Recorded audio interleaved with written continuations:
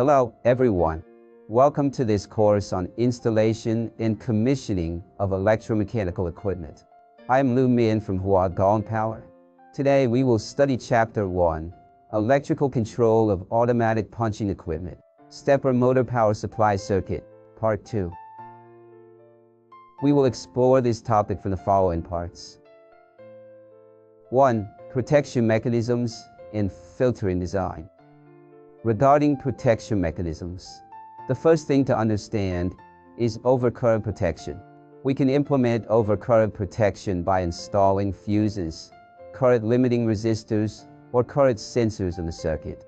For example, by placing a sampling resistor in series in the circuit, when the current exceeds a set threshold, it can trigger a voltage comparator to promptly cut off the current, protecting the motor and drive circuit from damage. Next is over-temperature protection. We can use thermal fuses or semiconductor sensors, such as the AD590, to monitor the temperature of the driver. Once the driver's temperature exceeds the set upper limit, the power supply will automatically shut down. Then there is short circuit and phase error protection. Drivers typically have built-in detection circuits that can automatically detect and shut down in case of short circuits in the motor coils or incorrect phase connections, while also issuing an alarm signal. Finally, there is under-voltage and over-voltage protection. Voltage comparators are used to continuously monitor the power supply voltage. When the power supply voltage is abnormal, the protection circuit will quickly cut off the circuit. For example, the DM860T driver supports an input voltage range of 30 to 160 volts DC. When the input voltage exceeds this range, it can effectively prevent bounce voltage from damaging the components. Next, let's talk about the design of the filtering circuit. First is the power supply filtering. Generally, it is recommended to use a Pi-type LC filter circuit to suppress high-frequency noise in the power supply. We suggest using low ESR electrolytic capacitors, such as a 100 microfarads low ESR electrolytic capacitor combined with a 0.1 microfarads ceramic capacitor for power supply filtering to achieve better filtering effects. At the same time, for the VS pin of the drive chip, it is also necessary to configure a large capacity capacitor nearby for stable power supply. For example, the DRV8825 drive chip requires a 100 microfarads capacitor to be configured near its VS pin. Then there is the signal filtering. On the control signal lines, such as STP, DIR, and other signal lines, we can series an RC filter. This can effectively reduce ringing on the edges of the pulse signal. 2. Stepper motor control circuit. A stepper motor is a type of actuator that can convert electrical pulse signals into angular or linear displacement. It is widely used in various applications that require precise position control, such as CNC machines and robots. First is the power supply.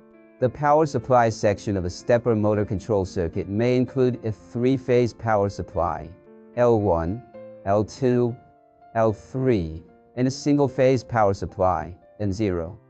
The three-phase power supply enters the system through a circuit breaker, QF, and is divided into two paths after passing through a fuse, FU1. One path directly supplies power to the servo driver, while the other path supplies power to the servo motor through a contactor, KM1. In the control section, we can use buttons SBE2 and SBS to start and stop the motor. A relay, KA1, is used to control the power supply to the servo driver. The transformer, TC1, is used to convert the 24-volt DC power supply into the voltage required by the servo driver. The servo driver receives control signal from the PLC and drives the servo motor to rotate at a predetermined speed and direction based on these signals. The protection section includes a thermal relay, FR, which is mainly used to protect the servo motor from overload. There are also indicator lights, HL1, HL2, HL3, HL4, HL5, etc., which are used to display various system statuses. In the PLC control section, the Smart PLC is responsible for receiving various external input signals and processing them according to the preset internal program. It then outputs the corresponding control signals to control the operation of the entire stepper motor system. The touchscreen serves as the human-machine interface, which can display system status information and accept various operation instructions for the operator. Now let's take a look at the working principle of the stepper motor control circuit.